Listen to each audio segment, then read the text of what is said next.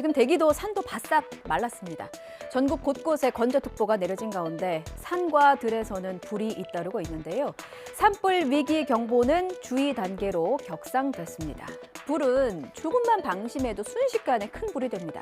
정부도 각별한 주의를 당부했습니다. 오선열 기자입니다. 산불 진화 헬기가 쉴 새 없이 물을 퍼나릅니다. 전북 군산과 임실 야산에서 각각 산불이 발생해 1시간여 만에 진화됐습니다. 입산자 실화 추정되는 게 하나 있고요. 살인 사업장, 작업장 시가 하나 있고요. 내 인명피해는 없습니다.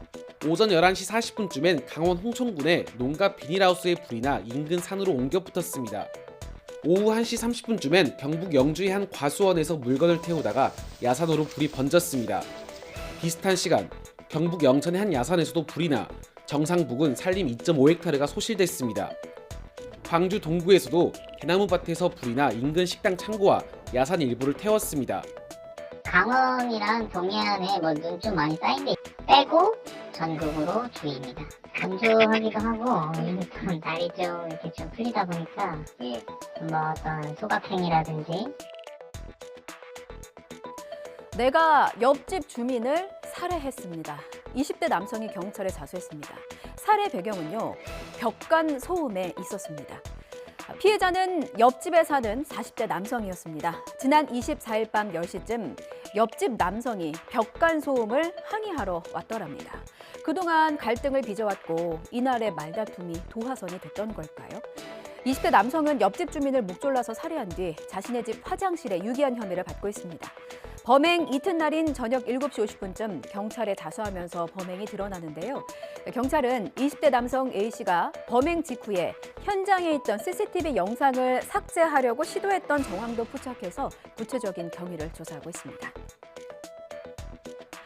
포항 앞바다에서 조업하던 어선에서 선장이 숨진 채 발견되고 선원 한 명이 실종됐습니다. 보시는 것처럼 배가 뒤집힌 것도 아니고 선박에 결함이나 문제는 없었다는데 대체 무슨 일이 있었던 걸까요? 사고 어선에는 사망자와 실종자 두 사람만 타고 있었다고 합니다. 손유정 기자입니다.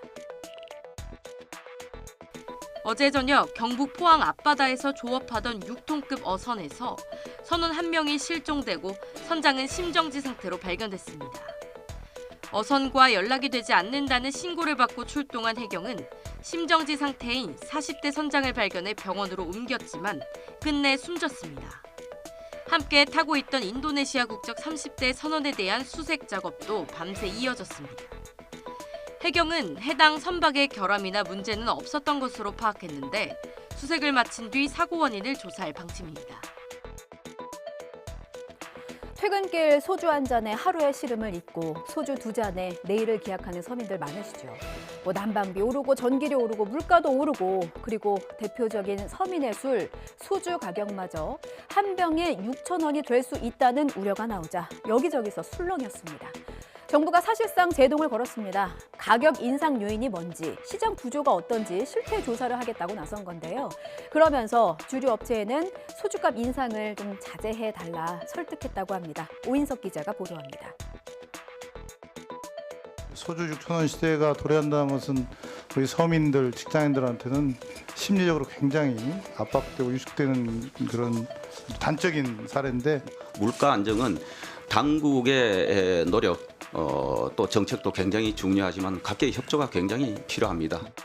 정부가 식당업소의 소주값 6,000원 시대가 다가오려는 움직임이 보이자 주류업계에 대한 실태 조사에 착수했습니다.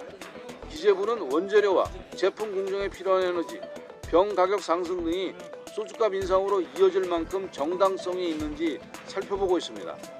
또 주류 생산과 유통 판매 과정에서 형성된 독과점 구조가 소주값 인상을 쉽게 하는 것은 아닌지 점검하기로 했습니다. 주류업계를 직접 담당하는 국세청은 이미 업체들과 비공개 간담회를 열고 소주값 인상 자제를 설득한 것으로 전해졌습니다. 공정거래위원회도 국민 부담으로 직결되는 민생 분야 담합 행위를 중점적으로 조사한다는 방침입니다.